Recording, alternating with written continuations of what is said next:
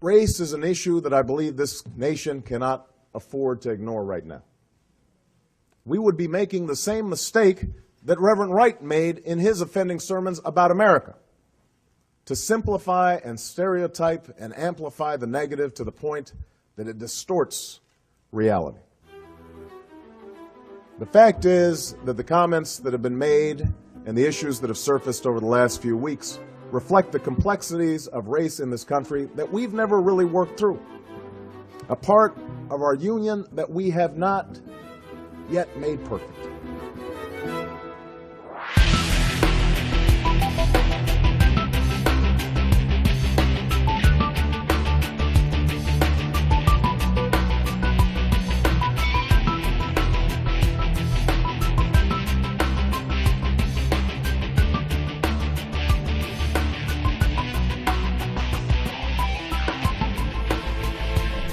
I agree with Senator Obama. It is time for America to have a conversation about race. I can't think of another issue facing our country that is more timely or more important today than the issue of racism. I also can't think of another issue that is more artificial, manufactured, and manipulated than this whole construct called racism. You see, I've grown suspicious of the term itself and of people who use it frequently.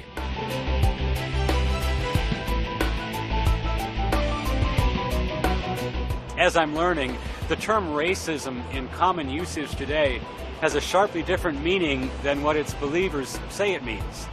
And I use the word believers intentionally because, as I'm going to try to demonstrate, the believers in racism feel that racism is all around them, it's everywhere, all the time, yet they have a hard time coming up with any real-life examples of it, or even a definition of what it is. This phenomenon, or disconnect, was one reason I decided to look a little more closely into this. I mean, we have this term racism, which is used frequently by our media companies and by our own government to describe what they call the worst of human behaviors. Yet, as I'm going to illustrate, these are behaviors that we all engage in, every one of us. Yet, only a select few are ever identified or admonished publicly for their racism. And who are the select few? Who are the officially designated practitioners of racism? People like me, the white Americans of European heritage, the largest racial group in America.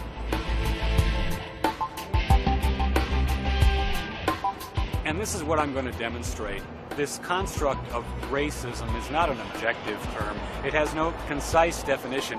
In fact, it's used too often as a tool of intimidation, like a hammer against Caucasian whites. And so for my demonstration, I'm simply going to interview some of racism's believers and look for inconsistencies. And finding believers is easy. I ran an ad in Craigslist for interview subjects under the heading of Ending Racism Now. We'll also stop at a busy street corner in downtown Denver and stop random passersby for their opinions on the subject. From there, I think we'll be able to determine what the conventional wisdom on racism really is, glaring contradictions and all. So those are my intentions. I'm not trying to make anyone look foolish, but the conventional wisdom on racism is so convoluted today that sometimes it's unavoidable.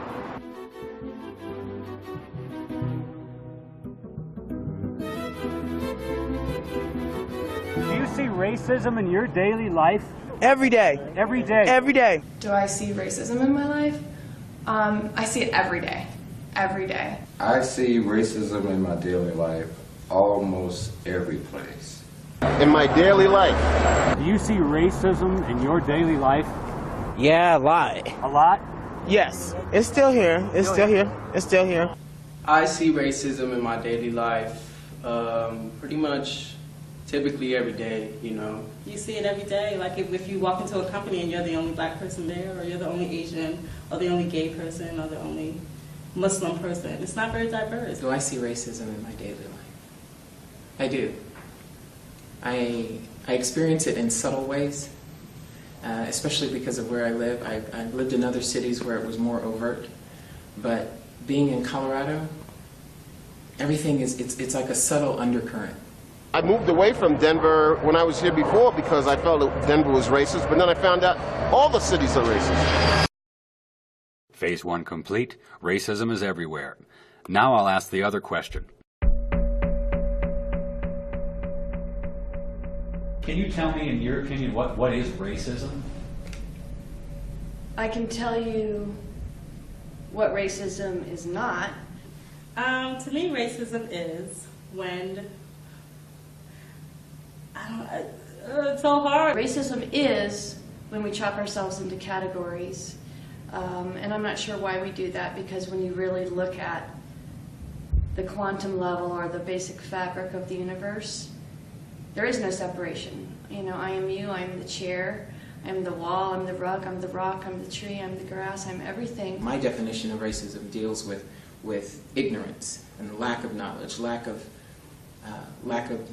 tolerance, and putting, it's as if saying, once we put a boundary, you and I can no longer communicate. Obama, I think that people might not vote for him because he's black, and I think that it's the same thing with like sexism, because people might not vote for Hillary because she's a woman. I see that as racism when you look at a person and because of what you've been taught and what you know from your family, what's been ingrained into your psyche, that's where your ideas of racism come from. It's the racial profiling. It's that we have so many people of color, men of color in particular, in prisons. It's the disparities in economic class between different races. The police harassing the homeless people and stuff like that, well, like that could be racism too, because we ain't making an income and stuff. But don't they have to be a different race from the police for it to be racism? No, it don't. Racism could be anything. Like I could be racist against him per se. He could be gay and I could be straight. That's still racism. So that's racism to you? Yeah.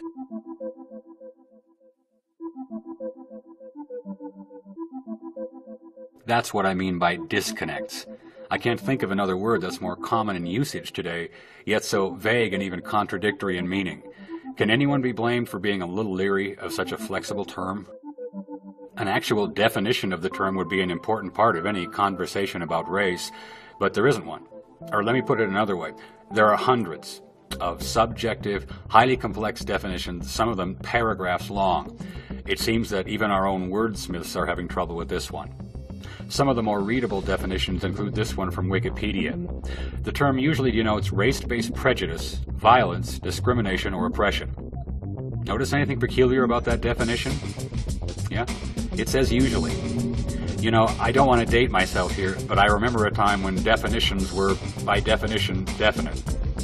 But in definitions of the word racism today, we find words like usually.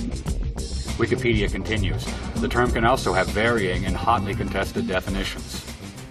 Does it seem rational for a word with hotly contested definitions to be so widely used, especially by our friends in the journalism industry? Here are definitions of racism from the American Heritage Dictionary and from Webster's. Within these definitions, we can see a common thread. The common thread is the belief that one race is superior to or better than another race. We'll label that as our conventional wisdom definition, and I'll get back to that in a moment. But back to the interviews. None could give me a concise definition of what racism is, yet each said they saw it in their daily lives. So this time, I'll ask for a description of any of these specific incidents, not the generalities we've all heard, but actual first-person accounts of racism.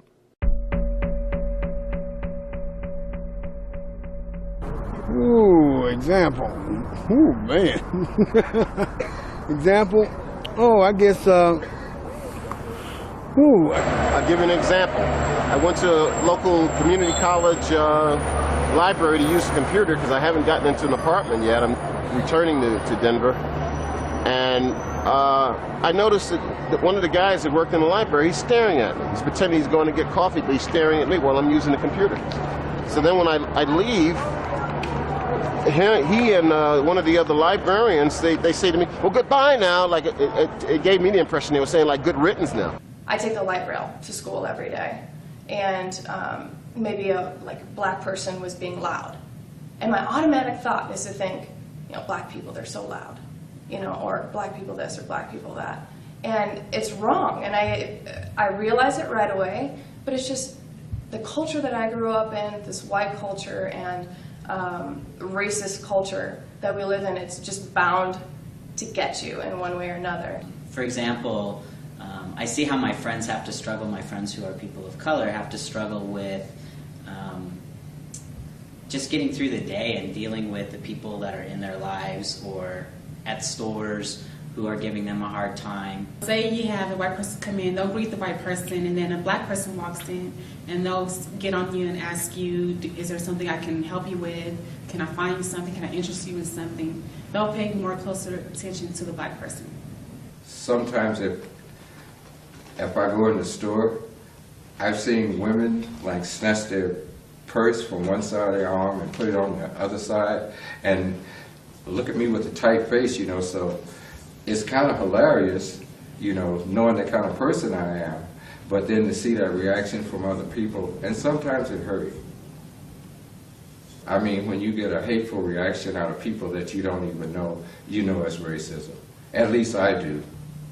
I live in Lakewood, pretty white, and so when I occasionally see black people walking down the street, I don't feel any fear, or certainly not. I don't think of that. I just think, oh, there goes a black person. I mean, it's just because it's odd, because it's unusual. So I think that's, in a way, a kind of racism. If I'm at work and I'm talking on the phone with someone, and I'm talking with a coworker who is not black or whatever, they say, "Oh yes, sister, I understand what you're saying." And it's like, why would you? Are you saying that to me because I'm black? Would you say that if you was talking to like an Asian person? One example is there are more people. Like, let's take the job sites for instance. Okay, if you got 10 black people going for a job, I say maybe 2 will get considered for that job versus 5 white people. And that means any job? Any job. I have a vivid recollection of being in a ski lift line, teenager, and you know, people are talking back and forth, and I made what I thought was a curious comment, and this family was in front of me. The father turned around, looked at me, and as soon as he looked at me and realized that I wasn't just like him, he just sort of like, his face froze, everything just, and then the whole family just, everybody stopped laughing because it was obviously immediately not funny. Sure, when I was a child, I came up to a water fountain, and the teacher, I put my lips to the water fountain, and the teacher said, "Lane, don't do that. Black people do that." So there I am, I'm a young lieutenant in the Army, and I just got through digging a foxhole with a black lieutenant. And we just dug really deep, and it's hot, and we're sweating, and we're tired. And I take my canteen, and I open it, and I take a drink. He takes his canteen out, and it's empty. Now that's a crisis. What are you going to do? Yeah. And you look at this individual next to you, who's now your comrade at arms, and is going to fight and bleed for your country with you, and you got the same blisters, but he's completely different. And you look at him, and he's got much larger lips, and there's a message in your head that says his lips are dirty because he might have sucked on a water fountain. What the shit is that? And you look at him and you make a decision. Right then and there you say, is he my brother in arms or is he black? Which decision did you make? I handed him my canteen, and he knew because he was from South Carolina, and he looked at me and he said, "You want me to use the canteen cup?" Because he knows. And I said, "No, you're my comrade in arms." And he drank, and he licked his lips before he drank because his lips were dry. And he handed it back to me, and he watched me. And I looked at him, and I drank. And you swapped spit with him? In essence, we swapped spit. I mean, what are you going to do? You share a canteen, and I swap and spit. And at that moment, I realized how much racism was in there. Insidious. Well, I am from the South, and every now and then my accent will come out a little bit. And people tell you look a little bit like Bill Clinton? Mostly black. Really? Give me an example of the type of racism you see? Yeah, for one, when you in a car accident or you go to court, sometimes you're just overpowered because you're white, and there's no help for a black. I notice it in the way people respond to me, the way they respond to my children, the way they respond to my husband and I. We're a mixed couple. And so when we go places, I notice people, I notice their response is different to us. Either they'll stare longer or they'll be overly friendly. It's as if they're trying to make themselves more comfortable with us. I date interracial.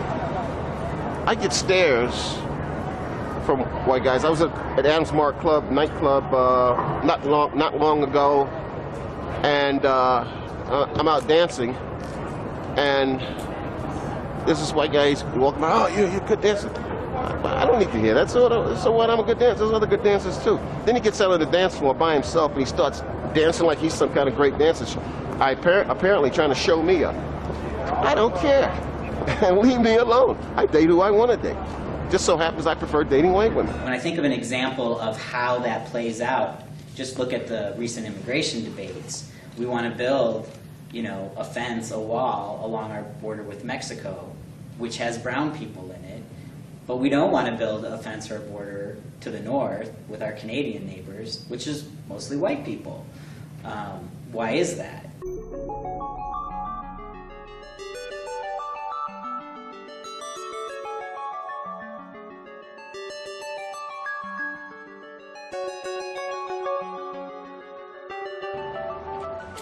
So when I asked people who said they saw racism in their daily lives to give me an example of it, 2 couldn't.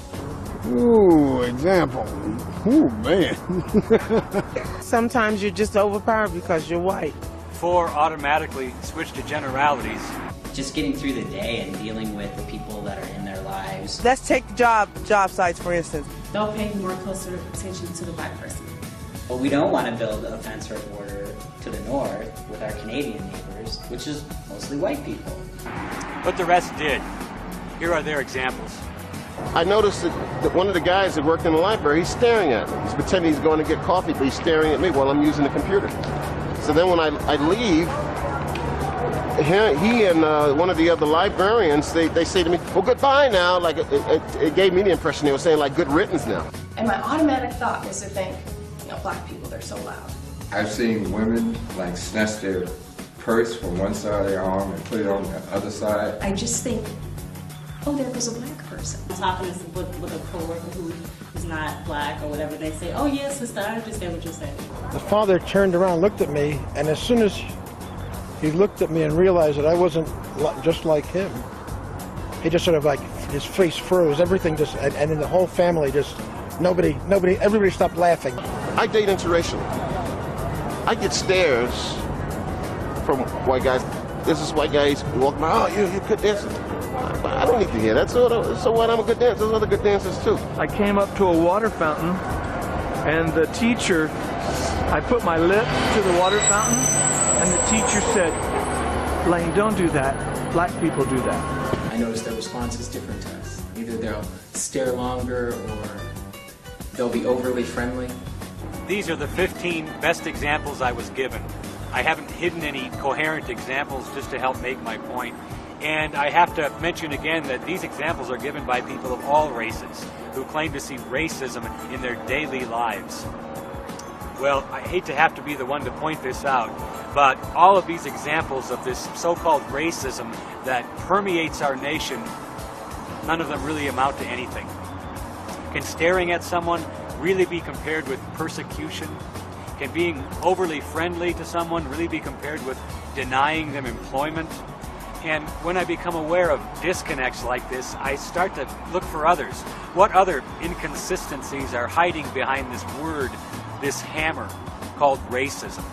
If we go back to our conventional wisdom definition of racism, we see that a racist is someone that believes that one race is better than another.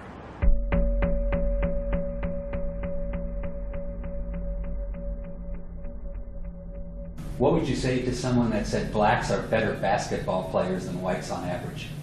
I would say that is true. Would you agree the NBA is 90% African American? Yes, I would. Why is that? Because they think that we're black, that we're better at athletes and stuff like that. As it is now, yeah, I would say that black men are better at basketball than white men. Because Because of the results that we see. Because of the results that we see. I mean, I thought that if a white person has the skill of a black person, they could be on the basketball team. I'm not that well acquainted with it in terms of the racial, how it's occurred that the racial makeup of basketball teams is as such as it is. I have always believed it probably had to do with their skill of the game. Well, that wasn't too hard. Most people have no problem with saying that blacks are better at basketball than whites, even though that does fit that common thread among definitions of racism. See the disconnect?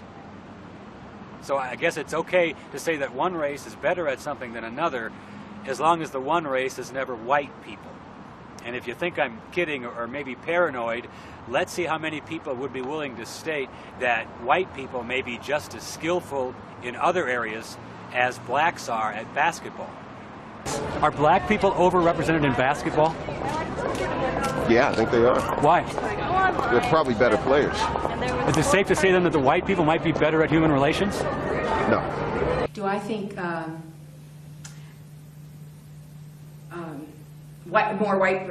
there are areas where white people excel and it's due to their skill and that's why more white people are in those areas?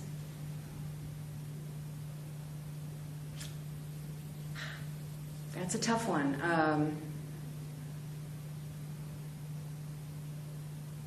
I think it could be true, but I don't know what the areas would be. Are white men better at keeping jobs and paying bills than black men? Now that just opens up a whole bag of tricks. That just throws in socioeconomic status, racism, culture, everything. Now, the point I'm going to notice, Tina, was that when I asked you if black men were better at basketball, you gave me basically a one-word answer with a couple of qualifiers. Right. If I asked you if men are better holding down a job, I got 3 paragraphs. Right. Can you see maybe a different standard that you assign to blacks versus you assign to the whites? No. No? No. Even though you gave me a yes, blacks are better because of the evidence. Mm-hmm. But whites, even though the evidence shows they're better at this, we've got to back up and we've got to really consider this more. Yeah. You don't consider that any kind of a double standard at all? No, I wouldn't call it a double standard at all. So the conventional wisdom is that it's acceptable to acknowledge the skill and ability of certain races in some areas, but no one can seem to find any areas where white people demonstrate their skill and ability. It's another one of those disconnects. I mean, who can deny it? In areas where people of color excel, we credit them for their capabilities. But how do we view areas where whites excel? We condemn them for their racism. This double standard is a clear example of how the conventional wisdom on racism has become itself a form of anti-white bigotry. And I'll demonstrate this by asking about an area where white people do well.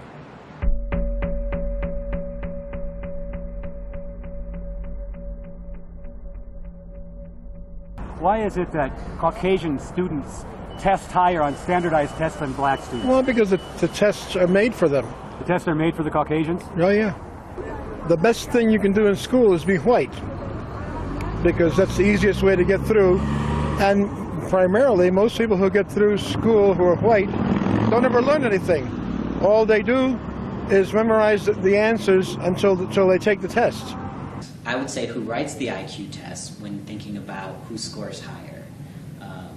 So if you have white people that are writing the tests and creating the scoring for the tests, then of course white people are going to score higher on IQ tests. I know that there's been evidence that the questions are cultured towards the white, or each question is culturally biased towards the white culture. Most of the tests are composed and put together by non-African Americans. Well, first of all, you have to look at who wrote the tests. We don't always know. So there may be cultural bias. See that? Pick an area where white people outperform others, and the conventional wisdom is that it's not due to their skill, but due to some type of white bias. This is another example of how the conventional wisdom on racism today is actually quite biased against white people. The reason whites perform well on standardized tests is because we cheat. What would you say if I told you that white people write the IQ tests, but Asians always outscore them?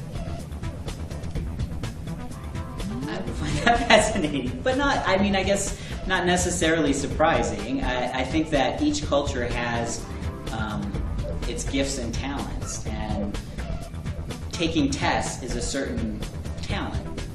I don't believe there's a possibility that there is, that our testing results, the grades of our children has nothing to do with racism. I think that would be naive to say. But yet, we still can't come up with an explanation of why the culturally biased test designed by whites actually favor Asians. That's true. I didn't say that there was a method to the madness. I just said there was a madness. You feel that the bias is toward whites. Towards white culture.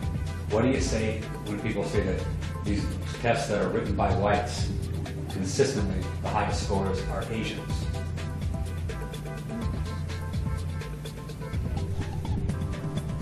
I guess I don't know that statistic. My first guess, for the reasons why Asians do better, and from what I've studied, that questions tend to be culture towards the white culture, or bias towards white culture, is that similarities in teaching style. That would be probably my best guess. But even if there are similarities in teaching styles, wouldn't the whites, if they were culturally biased towards the whites, if they were culturally biased towards the whites, wouldn't the whites still be the ones exceeding?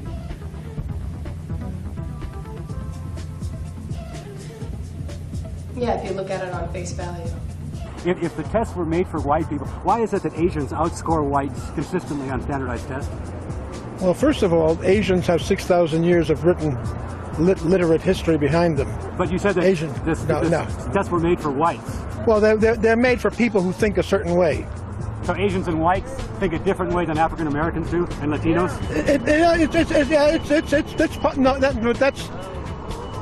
There are different ways of thinking. Different populations represent those ways of thought and cultural congruences different ways. I'm trying to get back to my original point. You said that the tests were created for whites. I said that Asians outscore them, and you said the reason why is why? Well, I don't think we have time to cover that right now. This is the unchallenged, disconnected outlook that passes for logic in many of the mainstream of our culture today. If you ask today's believers in racism why it is that whites outscore some others on standardized tests, the most common answer will be the cultural bias theory. Now, if you're rude enough to point out that the fact that Asians have been outscoring whites for decades discredits the whole cultural bias theory, well, believers won't be bothered by pesky facts. Ask them again tomorrow the same question about why whites outscore others on standardized tests, and the answer will still be cultural bias. And this illustrates the dogmatic nature of the believers. I just can't accept this logic anymore. So I'm going to ask some more questions about racism. But what I'm looking for are more of these disconnects. Is it important for white kids to learn about black culture? Of course it is. In this culture, all we learn about is European American history. Black history is taken out of education. What would you say about celebrating February's Black History Month? Is that an example of white culture? An example of white culture celebrating Black History Month? Who celebrates it is my question. Doesn't the TV promote Black History Month? Doesn't the Idiot Box promote Black History Month? You know what that is, if you don't mind me saying? That's a jerk-off. It's a jerk-off. Black people, Hispanic people, they're forced to learn about our culture, and we're not forced to learn about their culture. And it's sad. I don't think so. If 66% of the population or the audience, TV audience is Caucasian, and they don't have a channel that specifically emphasizes their culture. But yeah, Hispanic and African Americans do. That's a really hard question. We don't study the history of slavery in Africa. We do study the history of slavery in Africa, but we don't. It's more, we study facts and what happened. We don't learn stories.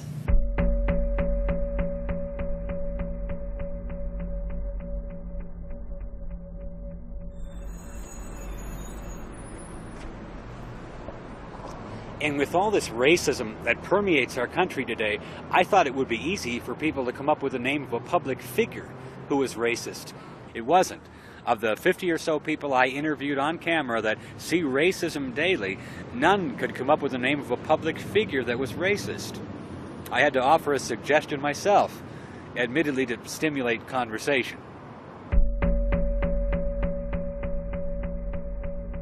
I would say Jesse Jackson is not a racist at all. He fights against racism. He fights for peace. He wants justice, and he tries to do what he can to bring together that justice and peace.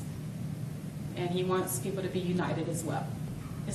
As far as Reverend Jesse Jackson using racism as profit, like I say, he's a man, a good man, and he has done some things that we probably aren't proud of, but he sticks by what he does. Do I think Jesse Jackson is a racist? I guess I don't. I guess I don't. I think he's an advocate for black people, and I was going to say his people, and that's an important role, but I've never thought of him as a racist. So you said that being an advocate for his people, for black people, is a good thing. I do think that. Can you name an advocate for white people?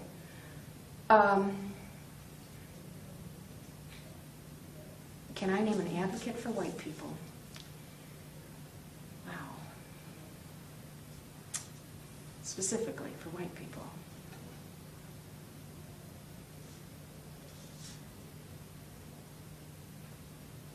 Catch that?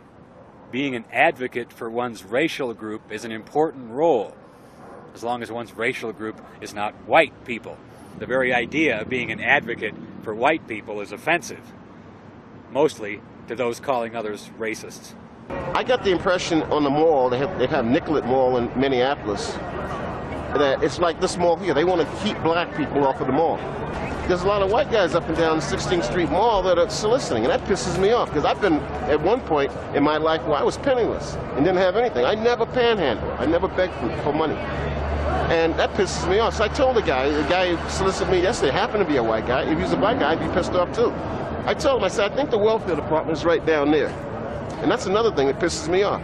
I did everything I was supposed to do, never broke the law, always tried to work for a living, and I still get treated like a second-class citizen. I risk my life for my country. Who's treating you like a second-class citizen? Mostly white males. I do believe that our culture is racist. Who's it in benefit of? White males. White males? Yeah. You mentioned the racism, but where's the racism in this?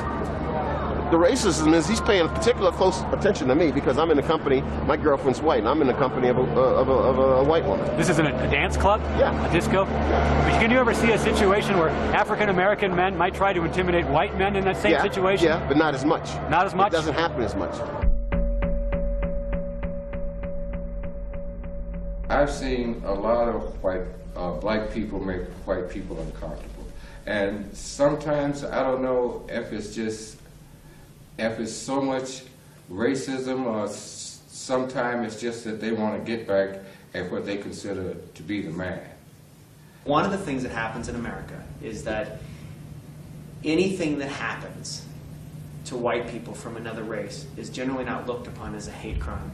In a lot of ways, it looks as retaliation. You made me uncomfortable, or you pissed my parents off, and I grew up in this country, and now it's my chance to get you back. This is more of today's conventional wisdom in our conversation. When whites mistreat people of color, it's always racism.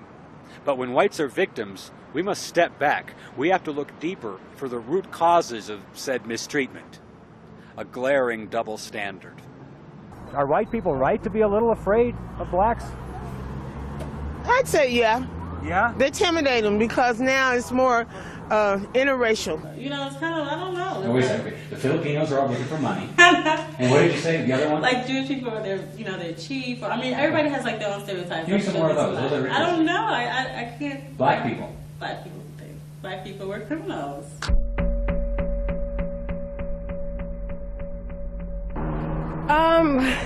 That's a hard question.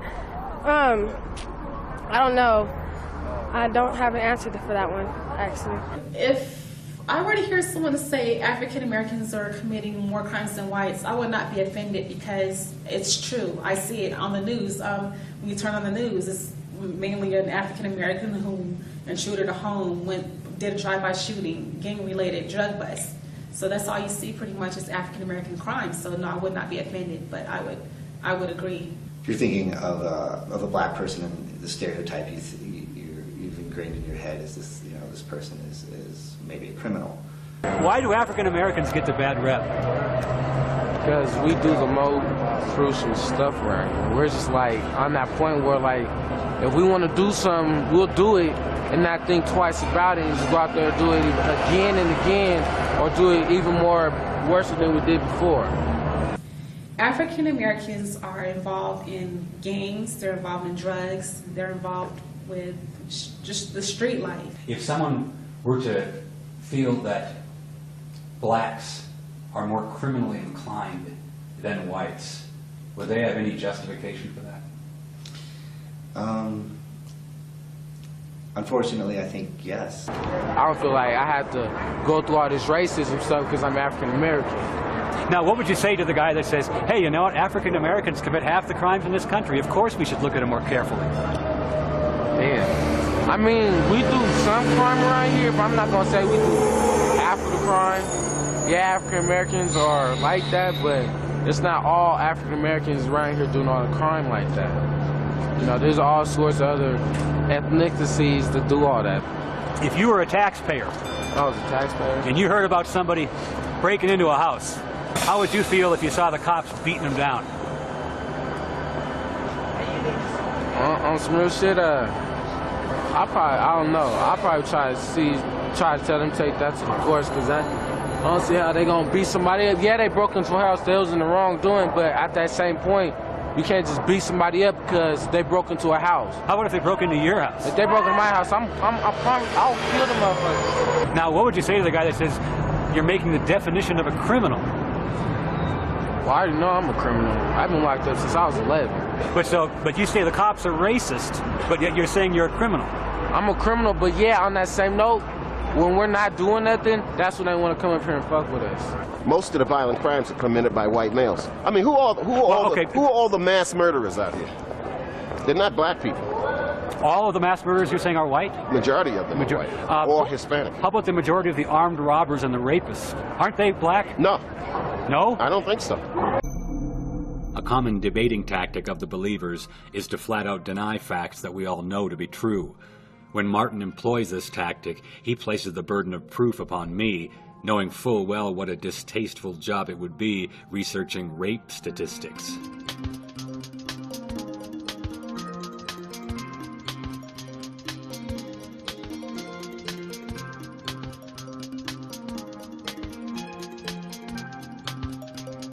This shocking fact is one of many not reported to the American public. We're bombarded with messages telling us that racism is evil. But if selecting people for discrimination based on their skin color is racism, and it's a bad thing, well, isn't selecting people for rape because of their skin color also a bad thing? In fact, isn't it a much worse thing? And that's quite another disconnect. In other words, the conventional wisdom on racism says that I should be concerned when I hear that somewhere a white person might be persecuting someone because of their skin color. I should make it my business. Yet, God forbid that I become concerned when I hear that white women are being raped because of their skin color 100 times a day, right now in America. Well, we know what happens to people concerned about those facts. They get stereotyped as haters, and their opinions have no place in the public forum. Are the contradictions starting to become visible? You mentioned, you used a term, people of color.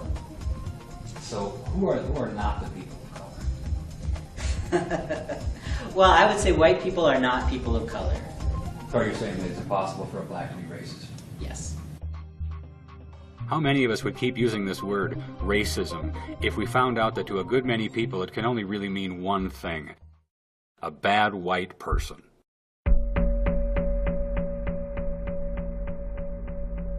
Have I been a racist? I like to think not.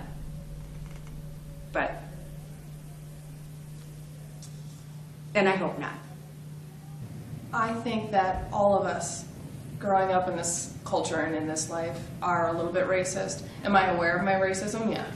I'm aware of my racism. Aware a lot of people I don't think are. The conflict is you don't want to be a racist because you're black. Are you a racist? No, not at all. At least that I know.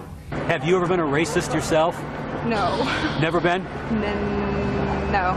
On a 1 to 10, 10 being a lot, and 1 being a little, how much racism is there in America today?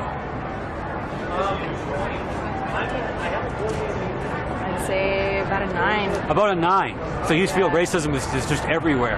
Yeah, I believe it is, but I mean, I haven't experienced it myself.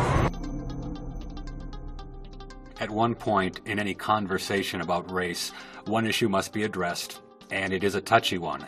But the answer to this question is paramount if we want our conversation to be objective. America never was a white nation. Never. Never. It was never a white nation.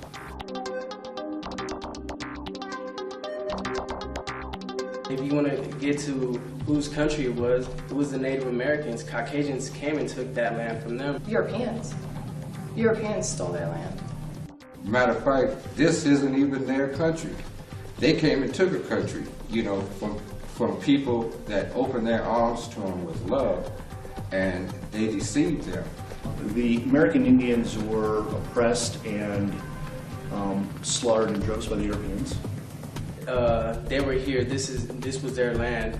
I'm not sure how they got here or if they fought anyone. What would you say to somebody who said every founding citizen of the United States of America was white? I think that's a tough one. What would you call a nation where every single citizen was white and where immigration was restricted to white Christians? Would that be a white nation? Why does this matter? Are we a white nation any longer? Once again, because of the disconnect, because of the anti-white bias that lies within the conventional wisdom on racism. Once again, if you accept the fact that America was founded as a white nation, then you must also accept the fact that her founding principles, which separate America from all other nations, were also developed by white men, not by a multicultural rainbow. And this fact drives the believers crazy. You see, it's okay to blame whites as a race for fuzzy historical discriminations, but it's a cardinal sin to credit whites as a race with anything. Your forefathers came over and they did their dirty deed and took most of the land, deceived most of the people, and the rest they killed. Now this is fascinating. Paul has absolutely no problem saying to my face, rather forcefully, that my forefathers came here and did their dirty deed. Now, the fact that he's completely wrong is so easily overlooked by today's believers, and I'll get back to that in a minute. But what is telling is that Paul has absolutely no problem with assigning collective racial guilt to all white people for presumably the way the American colonists treated the Indians.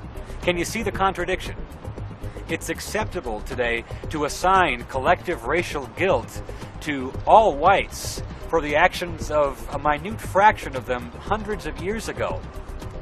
Would it be acceptable today to assign collective racial guilt to any other races, for example, to blacks, let's say for the crimes that they themselves committed in this decade alone? Well, no, that would be racism. Get the picture? And just to clarify, I can trace my earliest ancestors here in America to the 1870s, after our Civil War. No forefather of mine ever killed an Indian or owned another human being, ever. And I'll suggest that there's a large group of white Americans just like me in that respect. We have no blood relatives that ever practiced ethnic cleansing or slavery, yet so many seek to blame us for it. They seek to blame us for crimes our forefathers never even committed, and yet excuse and ignore other racial groups where crime is rampant today. Huh? But I digress. When we talk about Europeans stealing the Indians' land, I have to ask, Which Indians are we talking about? White people aren't the only people who killed folks for their land.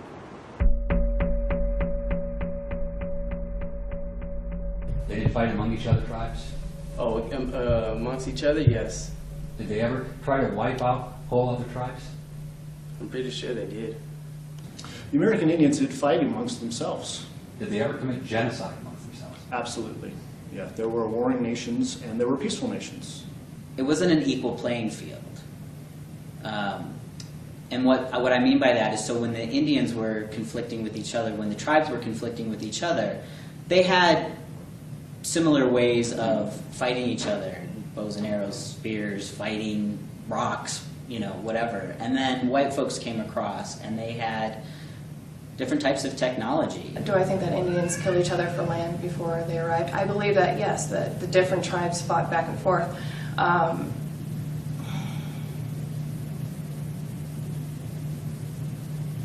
But it's different, and I'm trying to explain how it's different. Here's the difference. Believers apply one set of standards to whites and another set of standards to everyone else. Isn't what the Caucasians did to the Indians the same things what the Indians did themselves? Yeah. They gave them a taste of their own medicine. Look, every racial group, ethnic group, just about any other group you can think of today has advocates. Every group, that is, except white people. Don't believe me? Go to any university today and count the classes and approved organizations dedicated to the advancement of specific races or ethnic groups. You'll find thousands, each dedicated to their own race, except, that is, any groups dedicated to white advocacy. There are none. And that's a major disconnect. I mean, let's break it down. Hispanics can be pro-Hispanic without being anti-anybody. Jews can be pro-Jewish without being anti-anybody. Blacks can be pro-black without being anti-anybody. But with whites, it's different. White people cannot be pro-white without being anti-everybody else. And that's a large disconnect. Can you see why I'm leery of the conventional wisdom on racism? The only positions made available to white people on the subject of our own race is indifference or supremacy. So are there consequences to all these disconnects? How would the fact that all races are allowed advocates except whites manifest itself over time?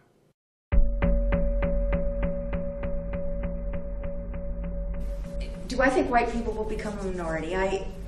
When I say that, I include particularly the Hispanic population. And yet I'm not, they're really, as I understand it, that's not really a race. So when we talk technically race, that's wrong. It's just that Hispanic people are a protected class. Do I think white nationalists have a point in saying enough is enough when whites are now at 66%, when our founding fathers were at 100%? I guess I don't. I don't think they have a point. I don't appreciate those organizations. But to some extent, I guess I can appreciate maybe the people's sense of loss. But in fact, white folks are starting to be a minority now. You think white people like that? Yeah, but seem like it's more Mexicans than white folks out here. Just maybe someday it just means a completely blended group of people that nobody will be able to figure out what anybody is anymore. Is that a good thing? I think that's a great thing. I think we are yellowing America and everybody's blending, and that, I think that's a good thing. That's what it is. It's so many different races and so many different backgrounds, and it's a good thing, something that people should accept. It's not like everybody's from England, or everybody's from Germany, or everybody's from France. This is a melting pot. It's 2008 now. It's time for change. America isn't just, the stereotypical Caucasian family or this and that. It's mixing bowl.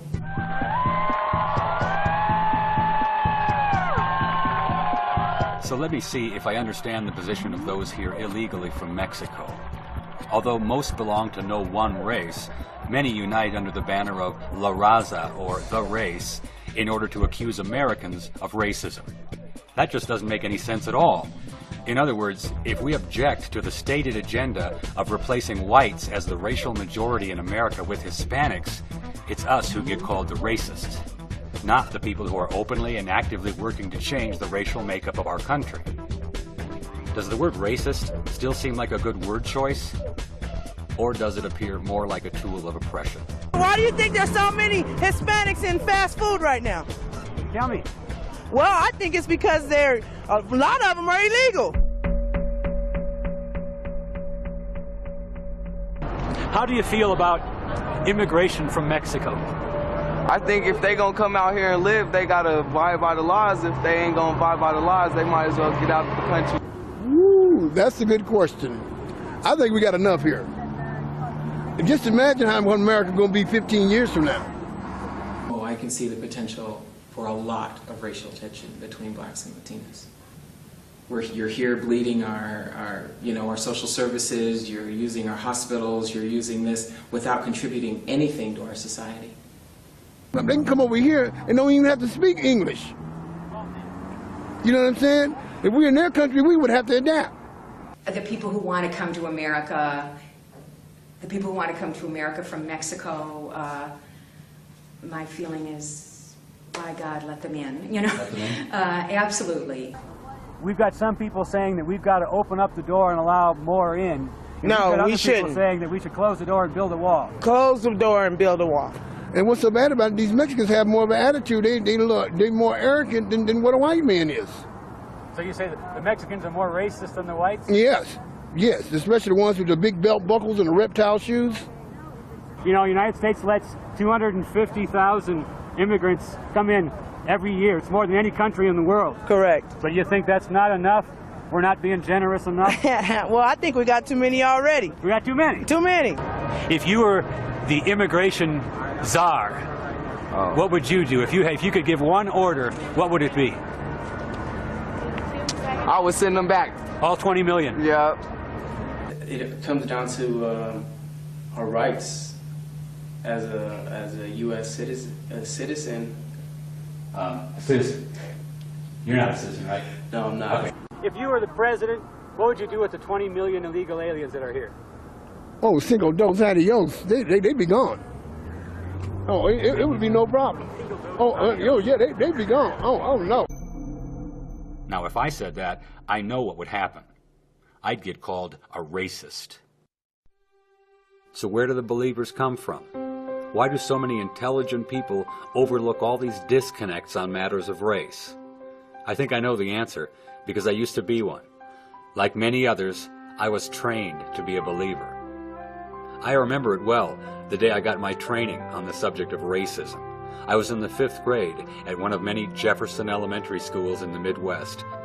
Our teachers were Mr. Lee and Mr. Dragland. One day, they announced to the class that we were going to play a game. It was called a word association game. The teacher would write a word on the board, and we were all supposed to shout out what that word made us think of. It was going to be fun. Mr. Lee began, and he wrote on the board the first word in the game. The word was white, and he pronounced it white. And we responded with words like clean and pure and honest. And as Mr. Lee was noting them on the board, we added more. Words like good and fair and bright. And then it was time for Mr. Dragland to choose the next word in the game. He wrote down the word black, but he pronounced it black. Almost angrily, he said, black. And we responded with words like scary and dark and evil. He wrote down our answers as we tried to think of others. Words like empty or mean or dirty. And then we all got the surprise of our young lives. Our teachers were looking at the board, but then they turned to us, and Mr. Lee announced, "You're all racist." We were stunned. When one of the kids challenged them, he said, "I'm not a racist. I remember Mr. Lee saying something pretty close to, 'These are you kids' words, not ours. And frankly, we're both disgusted with all of you.'" The game had obviously ended. The classroom was silent, except for a couple of kids quietly crying. And for the rest of the day, and for the first time ever, we all got the silent treatment from Mr. Lee and Mr. Dragland. They were disgusted with our racism, and I never felt more ashamed of myself. And from that moment, I swore that I would change. From that day forward, I would believe that I am, by nature, a racist. So I ask you now, what is real? I mean, if racism were a real issue, then why do public school teachers have to trick children into believing in it? It makes you wonder, what is real?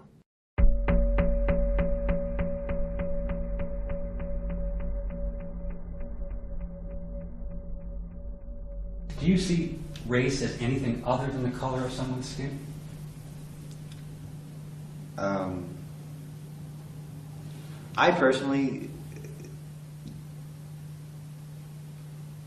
I personally see race as the color of someone's skin. The idea of race is strictly a social construct. Oh, it's just a distasteful subject altogether to be making judgments or even observations about humans regarding their flesh tone or their body shape. Scientists have came through and proved that we are all the same. So are you suggesting then that race is more of a social construct? Oh, absolutely. So here's some more of that conventional wisdom regarding matters of race. The fact that the different races share between 90 to 98% of their DNA is accepted as proof that the races themselves are not real, but rather a social construct. Now, it's very rude to point out the disconnect in that logic, mainly that the sexes, men and women, actually share more common DNA than is shared between the races. Yet no reasonable authorities are labeling the sexes as a social construct. In fact, the best example of a social construct I can think of is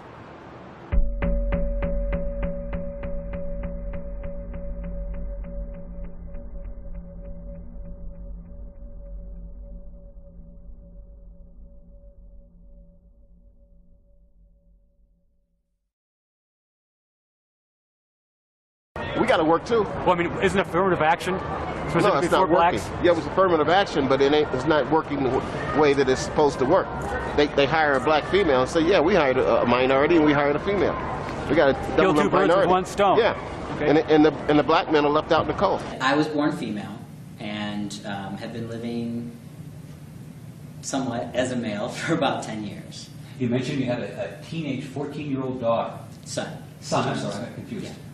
Biological? Yes. So I gave birth to him before I transitioned. For example, a city like New Orleans or Chicago, some people will call them black cities.